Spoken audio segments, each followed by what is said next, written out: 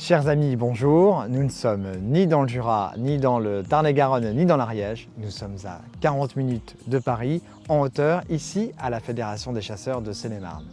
Alors, sur notre route, nous avons pu nous arrêter aux Deux Bécasses et découvrir un restaurant tenu par deux femmes qui, notamment, apprécient la bonne gastronomie et le gibier. Nous allons rencontrer Nicolas Roch de la Fédération des chasseurs de Seine-et-Marne pour qu'il nous explique un peu le fonctionnement de cette fédération. Et puis tout à l'heure, nous partirons évidemment pour le Browning Tour à Bourlon-Marlotte pour rencontrer Éric Mondeau. Bonjour Hélène. Bonjour Baudouin. Bonjour Virginie. Merci de nous recevoir ici à Cerdon. On passait dans la région, demain nous sommes à Bourlon-Marlotte et depuis le temps qu'on entend parler des Deux Bécasses, on avait envie de vous rencontrer. Alors, depuis combien de temps est-ce que vous avez créé ici ce restaurant, les Deux Bécasses? C'est la 4e année. 4e année. Oui. Et alors ici, nous sommes à Cerdon, au cœur de la Sologne, au cœur On est un des territoires de chasse. carrefour, parce qu'on est un carrefour du Loiret, du Cher, du Loir-et-Cher. Tout est frontalier, donc on a un village assez dynamique avec évidemment beaucoup de propriétés de chasse. Ouais. Et c'est pour ça qu'on s'est installé là, mais on connaissait déjà bien le village. Pourquoi c'est les Deux Bécasses? Pourquoi est-ce que vous avez choisi ce nom? Alors, la première raison, c'est parce qu'on est deux femmes.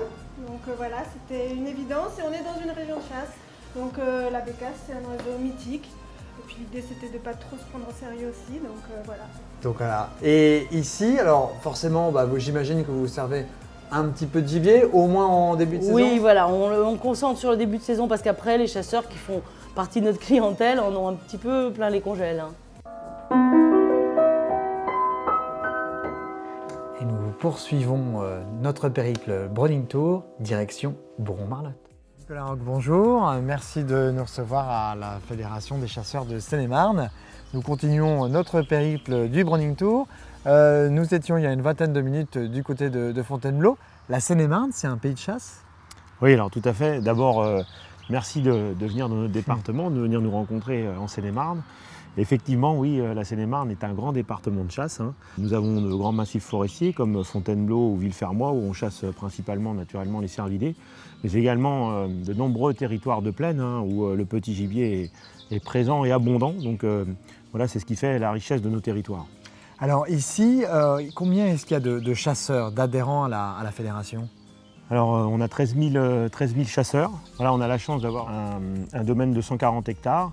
Voilà, où on peut justement organiser toutes les formations. Ça existe depuis 3 ans voilà, maintenant. Donc, on organise la semaine de l'éducation à la nature, donc au mois de mai.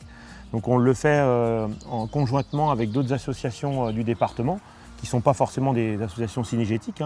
Le but, c'est justement de mettre, je dirais, toutes nos compétences en œuvre pour éduquer nos enfants. Donc on invite toutes les écoles primaires du département à venir sur le site de la fédération et à découvrir leur environnement. Éric Mondeau, bonjour, merci de nous recevoir à l'Armurerie du Château. Ici nous sommes à Bourlon-Marlotte, en Seine-et-Marne. Nous venons de faire le tour de l'armurerie. C'est bien simple, il ne vous manque rien. Ça fait quelques années que vous vous êtes installé ici, que vous avez conceptualisé totalement cette armurerie. Aujourd'hui, vous avez un ciné-tir. En bas, il est possible de tirer avec un sanglier courant, de régler vos armes. Le Browning Tour, avec les simulateurs et le stand de tir sanglier courant, permet aux gens de découvrir vraiment, en les utilisant, les nouveautés de cette année chez Browning qui sont vraiment intéressantes. Bah oui, alors, c'est le principe de la marade, c'est de pouvoir tirer plusieurs fois. Exactement. C'est pas toujours facile sur un sanglier courant comme ça. Très peu de recul. Bon, c'est un calibre de 30-06, Ouais. qui est un calibre pas trop foudroyant. Non. Voilà. Donc on peut aller voir les résultats s'il y a. Exactement, c'est ça. Allez, c'est Merci. parti. Ça revient très bien. C'est pas comme la linéaire, justement. C'est beaucoup plus facile. plus facile. On se D'accord. retrouve plus par rapport à une semi-automatique.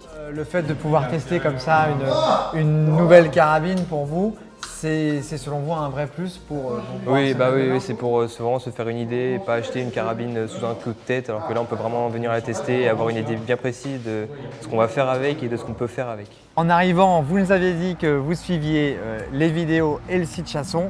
Nous, l'année prochaine, ce qu'on va faire, c'est qu'on va venir vous suivre, parce que comme vous aurez cette marale réflexe et que vous allez chasser pour la première année, ce serait très sympa qu'on puisse vous retrouver pour la saison prochaine.